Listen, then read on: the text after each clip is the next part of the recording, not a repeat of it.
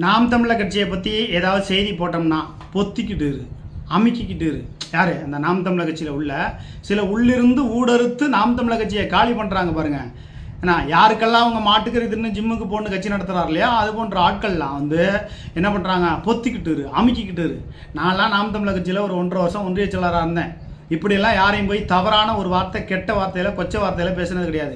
ஆனால் நாம் தமிழர் கட்சியில் இன்றைக்கி நீ நல்ல ஆத்தாளப்பனுக்கு பிறந்தியா, கெட்ட ஆத்தாளப்பனுக்கு பிறந்தியா, நல்ல பார்மனை மாறு பிடிச்சியா, என்னென்னமோ அசிங்கமாலாம் பேசுகிறாங்க. சீமானு அதை வளர்த்து விடுறாரு.